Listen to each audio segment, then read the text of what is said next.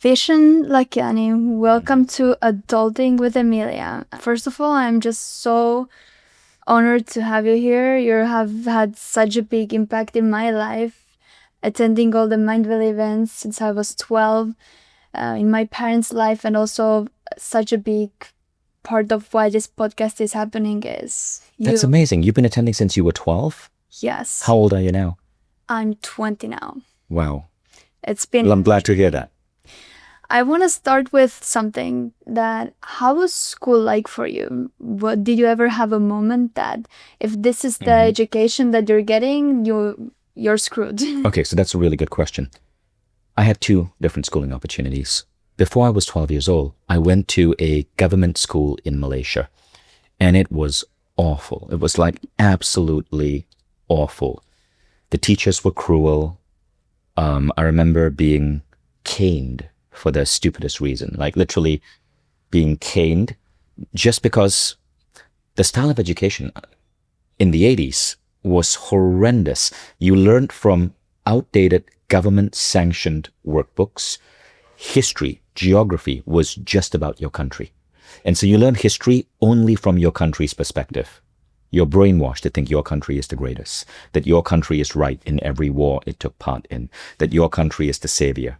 And then the teachers would have this crazy idea of discipline. Sometimes they would walk into a class and they would say, okay, right now, 10 minutes, no one is allowed to speak. And you're just supposed to sit like that. And if you even uttered a word, I remember there was a moment I was standing up, had to be silent for 5 minutes. I don't even know what the teacher was trying to prove. And there was a bully in the class. And he took a bit of an eraser and he tossed it at me when the teacher wasn't looking. So the eraser hit me and I had to stay silent. Everyone had to stay like statues. He broke it off again. He tossed it at me. It hit me. This time I glared at him. The teacher saw me glare. The teacher came up to me, raised his hand and just slapped me. No. Straight across the face. I was maybe 10 or 11 years old, to the point where I just burst out crying. That was the school I went to. It was so bloody horrendous. I would make myself sick so I wouldn't have to go to school. Finally, when I turned 13, my parents were able to save up enough money to put me in a proper school. And that's when I went to a British medium school, a little bit better, but again, run by a principal who was an awful disciplinarian. Slightly better because it was now in English. And when everything was in English, I was the top student. But my God, and at that point I was a teenager. I was studying at home. I didn't learn anything useful in school. At home, I taught myself everything I needed. I read a book called The Trachtenberg Method of Mathematics, and I learned how to do math in my head. Math was easy. I read books on science. My mom bought me the Young Children's Encyclopedia Britannica. I read it back to forth, back to forth, back to forth. Now, I was the top student in history, top student in geography, top student in science, but I wasn't learning from the school books. I was teaching myself. So I completely, from the beginning, was self-educated. And school to me was just a place I went to meet other kids and learn social skills. So you went from doubting the school system to creating one of the biggest education platforms in the world. Exactly. I think sometimes the crazy things we experience in life are actually giving us clues on what we can build, what we can improve, what we can fix. I think maybe if I didn't have a horrible school, maybe I wouldn't be so obsessed about changing education. The way knows the way. The what? The way knows the way. Oh, I love that quote. Where's that from? I heard it from Austin. The way knows the way. I like that. So for someone who doesn't know what Mindvalley is, can you give like a super simple explanation? Mindvalley is an app. It's an app that is featured in every Apple store in the world right now. It's an education app that brings you the knowledge that school should be teaching you, but school does not. Yeah. And it's also an app that you can step into. What I mean by this is we are here recording this at Mindvalley University, where hundreds of authors who are on the app come and speak on stage. Thousands of people come to collaborate, to work together, to listen to these authors. You step into the app. And it's just such a beautiful learning environment because it's so human. It's not just academic, it's fun, it's social, it's parties, it's games, it's everything, all smashed into one. It is what I believe a model for future education. I believe that also. The first time I experienced this, my mind was blown. I remember I told my mom, we need to create a village and we need to have all those people and live here, and this is that makes it a cult. I don't think we want to go that far. But that makes the But I think what you're trying to say is the community is so vibrant. You want to be around these people all the time. Because it's so different from exactly the education that I got. Right. So the world is changing so much right now. We have AI, but the school system is still the same that my parents got. Right. What are the dangers of just sticking to the normal education at school and not doing anything besides that? The dangers of just sticking to the normal education at school is, if you go back to the founding ideas of education, let's talk about the US, right? Because when the US sneezes, the entire world catches a cold. And the US education system right now is in trouble. But you got to go back and understand why. When John D. Rockefeller funded the education department and helped create, he was the richest man in the world in the 1910s. He helped fund and create a lot of the systems that led to the modern education system. What he was creating were workers. Mm-hmm. There's a quote often attributed to him: the point is not to teach people to think, it is to teach people to be good workers. And so, as a titan of industry, he was creating a system where you could train workers. You punch in at 9, you leave at 5. You do your job. You stay disciplined. You learn just enough so you can function in the world. And you learn the geography, the history, the ideas for your country. So you are a loyal soldier. You are a loyal patriot. And all of this doesn't really allow a human being to become free, to become independent, to become an entrepreneur, unless they self-study. Yeah. I believe we should just start teaching that directly from the beginning. Why teach history and geography when today we can learn that? There are so many amazing documentaries. I'm learning history right now from Netflix documentaries. And I'm learning geography from traveling the world. And so there's so much that we can learn just from being alive. What I believe we need to learn, teach people, are things such as relationships, things such as entrepreneurships, creative thinking, independent thinking. One of the most important skills we need to teach every kid right now is AI. And another important skill, understanding political dynamics. Because the biggest problem happening in the world today is not climate change. It's that dictators and low conscious politicians are seizing power by being able to manipulate social media and get people to vote for them. How do you tell when something that a politician puts out is truth or lie? It's so easy right now. You can use AI for fact checking, but most people don't. They blindly follow dumb ideas, which is why you see in so many countries, we have these crazy things happening. Authoritarianism, denial of climate change, people blaming other folks, whether it's migrants or refugees who look different. We have to fix this. And to fix this, we got to teach a certain level of new ideals in the school. The starting of which is unity consciousness. Unity consciousness means that every child in every school, in every country, needs to first be trained to see themselves as a citizen of planet Earth. And while the child can stand up and sing his or her national anthem, they also have to have an Earth flag hanging in that classroom. That's the only way we're going to be able to collectively as a species bring the planet together and solve some of the biggest challenges we face. I agree. I've never actually thought of the Earth flag importance, but I can totally see it. Exactly. What are some of the things that an 18-year-old can do to educate themselves outside of the classroom? So the first thing is teach yourself AI. I think that's super important. Another is go into personal growth. There are philosophies, ideas, whether it's mind, it's spirit, it's longevity, that science cannot explain. Science cannot explain how the placebo effect allows certain people to heal illnesses when they believe they are taking a fake pill. Science cannot explain concepts like astral projection, which has been validated by science. Science cannot explain aspects of unique qualities of the human mind, like why, when we are connected to someone, what causes us to suddenly feel love? What causes us to feel that connection? explore those things as well.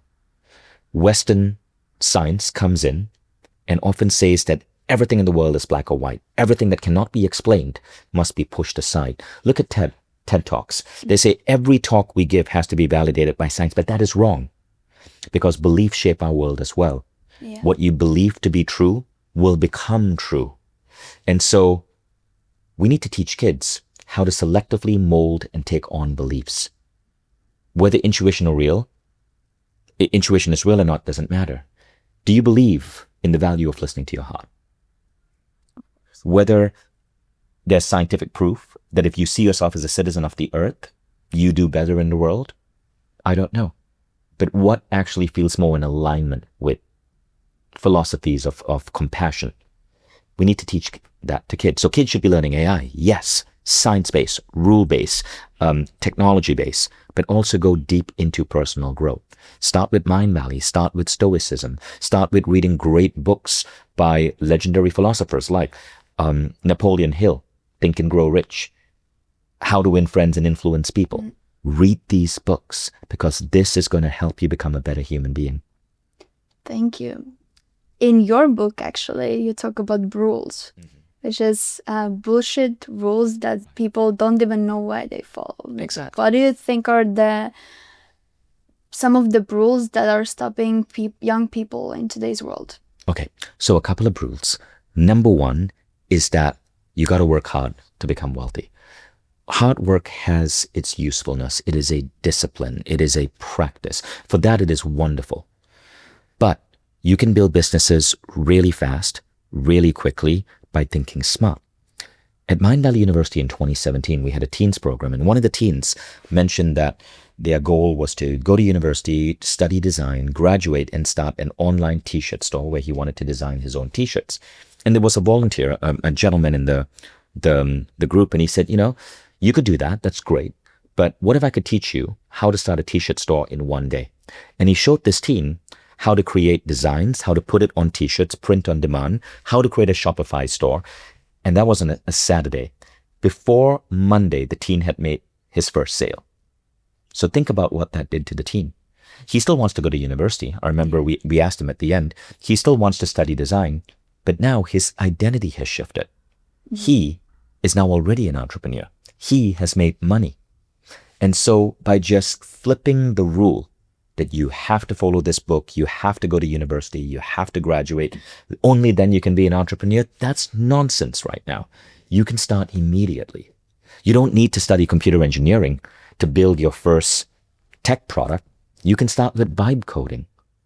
All of these things you can start immediately, so don't wait for the university degree.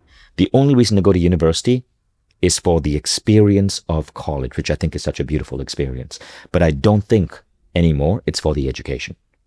Yeah, I agree. The world is changing so much, so it can be really confusing for a young person. Like, what should I do? Everyone is recommending you a different thing, and you see the world changing so fast. So you're also known to be saying what you think, speaking your mind, having strong opinions. Right. How do you find the courage to do that? Well, it's easy for me because I know my values. So I'm not confused by what's being discussed politically. I know my values. And so I don't believe there's a left side and a right side and they're both to blame. I take sides. But I take sides because there's one firm human value. And the great philosopher Neil Donald Walsh said this is the highest value of all advanced species. It's the value of unity. How connected can you feel to all life? And all life means all life. You can feel unity with an undocumented migrant in your country. You can feel unity with someone who doesn't speak your language, looks differently from you, has different skin color, and prays differently. And you will be as kind and compassionate to them as someone who has your same skin color, language, and religion. Unity is that higher value. Now, when you make that your highest value, you act differently. Any politician, and the biggest trick politicians use right now, is to say things such as, if we get these immigrants out of the country, then our country will be great. Right? Let's build a wall. When politicians speak like that, they're actually doing the opposite. They are tapping into the primitive part of your brain that says, oh, those people are different. Those people are the reason I don't have a job. Those people are the reason the prices are high. Any politician who does that is two things. Number one, they are anti-unity. That's low consciousness. They're the way humanity was before. And secondly, they don't have creative ideas. Because if you have creative ideas, you're talking about new ways to change infrastructure, new ways to increase happiness levels, new ways to boost longevity. They don't have creative ideas, and they have higher degrees of hate. Vote them out. The biggest problem happening in the world today is young people like you do not vote because they fall prey to both sidisms. 75% of young people in the UK did not want Brexit, but they did not vote. So the older people vote, and older people are more likely to fall for that hatred. And so now Britain is unplugged from Europe, which is a stupid idea. The GDP is down 5%. Now, if you're a young person in Britain, you want to backpack across Europe, go work in Italy, you can't do that anymore. Your options in your world just got limited. The reason Trump won, young people did not vote because they say, oh, the left and the right, they are both equally to blame. No, they are not. In many cases, the right is the one that has, if you look at all the data, the job, the economy, the job, inflation, all do better. Inflation is less under Democrats. Economy grows faster under Democrats. Stock market, higher under Democrats. GDP growth, higher under Democrats. Entrepreneurship, higher under Democrats. Encouragements to invest in new technologies, higher under Democrats. Democrats are better for business. Now, young people can say, well, both parties are corrupt. Both parties take money from Israel. No. 100% of Republicans take money from Israel. 75% of Democrats take money from Israel. I wish neither of them did, but again, 75% take money from Israel. But again, the Democrats are to win here. Stop this bullshit idea both sides are equal. Vote. And the clearest way to know who to vote for is, if the politician speaks of hate, vote him out. So young people, if you want a world where, and young people today, they don't care about race. They don't care about religion. They don't care about culture. They want peace. Yeah. But fucking get out there and vote and stop falling for your parents' confusion that both sides are equal. For someone who wants to make a change in the world like you have done, what is the single most important skill to learn? Stand up for unity. All the great issues in the world right now, if we had unity consciousness, we would be able to resolve them. Unity with the environment. So unity consciousness means this. In personal development theory, it means you're not just caring about improving your body, putting on muscles, being healthy. You're not just caring about your mind, your intellectual development, your skills. You're caring about the world you leave your children's children's children's children. Okay, so you're caring about all of the other people in the world equally. And that's a hard thing. Yeah. But you're also caring about your children's children's children's children, which means that the businesses you build, the choices you make are also designed to enrich the planet, not suck from it. Which means you care about the environment. Which means you care about politicians that speak of peace. Which means you don't need to blame billionaires, but you also want to create a world where people have home, they have food, they have security. Yes. You don't fall for those bullshit politics. And it's always from, I hate to say it, but it's always from older men. Old men over 50 are the ones who are having some really dumb, outdated ideas perpetuated in the world right now. Stop voting for them. Vote for politicians which are younger. Vote for politicians who are women. In studies during COVID, women politicians did significantly better running their countries than men, because politics is not about, you hear people say entrepreneurs need to run a country. Bullshit. I'm an entrepreneur. Our way of optimizing is different. Compassionate people need to run a country. Entrepreneurs build business. Let us stick to building a fucking business. Compassionate people are designed to create a playing field where others are taken care of, where everyone has a decent chance. I'm not saying equal chance, but a decent chance. If your country has homeless people in the hundreds and thousands, if your country is turning away refugees, if your country is arresting its own citizens, in America, 1% of the population is behind bars, if your country is building up police force rather than investing in, say, mental health, your country is a little bit fucked up. And as young people, you need to see these patterns. Unity is the guide. It's the compass. It's the North Star. It tells you what to vote for. Read the American news today. And so much of what the American government is saying is utter bullshit. And by the government, I'm specifically speaking about the Trump administration. Gaza and Israel, this is not black and white. It's one thing, right? Palestine deserves a state. It's not black and white anymore. And so it's so important that young people hold on to these ideals because you guys are inheriting the planet. Old men over 50 are dying. And they need to let their outdated ideas die with them. So many people have amazing ideas, but then there are people who create their ideas, and so many of us just die with their amazing ideas.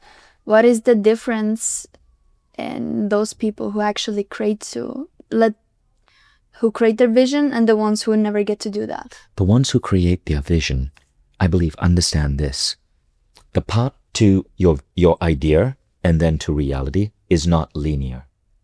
It's not meant to be easy. When you want to bring something into the world, it's not just bringing that book or bringing that product, or in your case, bringing that podcast. It is the journey of who you need to become, what you need to learn. It is the curriculum to get you there. And so, the act of bringing out a business, if it was easy, everyone would do it. The act of writing that book, creating that podcast, launching that activist campaign, it's not meant to be easy. When you ask for the goal, you're also asking for the curriculum. And the curriculum is going to be hard. There's going to be homework. That homework is picking yourself up when you fail, but not giving up. That homework is learning, it's studying, it's improving yourself. That's what makes it a journey. There are always going to be bumps in the road on the journey. The journey is also overwhelmingly enjoyable if you understand that the bumps are part of the ride. I love road trips, but road trips sometimes get boring when you're driving for like hours at a time and you can't find the right radio station, but we accept that. It's the journey. And so set the goal, run for office, be an entrepreneur, create that product, but understand that when you set that intention, you're asking the universe to give you the curriculum. And the curriculum is going to involve studying, homework, hard work, learning, failing. Sometimes you get the A grade, sometimes you get the F grade, but that's what makes life wonderful. Yeah, that's what it's about, enjoying the highs and the lows and the whole journey and learning how to dance with life. Yes. So if you could speak to all the 20-year-olds in the world and have like a microphone right now, what would you tell them? I think the biggest thing 20-year-olds in the world need to do right now, I'm not going to say be an entrepreneur. I'm going to say go into politics. Go into politics, because we're at a tipping point right now on the planet. 20 may feel young. And again, you can build a business and also go into politics. You can build a business and become an activist, but every 20-year-old in the world right now needs to, even if you're looking to make money, have a spark of activism. Fight for something bigger than yourself. Maybe it's the environment. Maybe it's homelessness. Maybe it's decency in politics. Maybe it's running for office. I don't care what that is, but it's no longer enough to just make money. This generation has to fix so much crap that our generation produced. And my message to these 20-year-olds is, we need you. Thank you so much. It's a really powerful message, and I'm sure it will help a lot of people. Thank you, Emilia. That was awesome. Thank you so much for being here, and yes.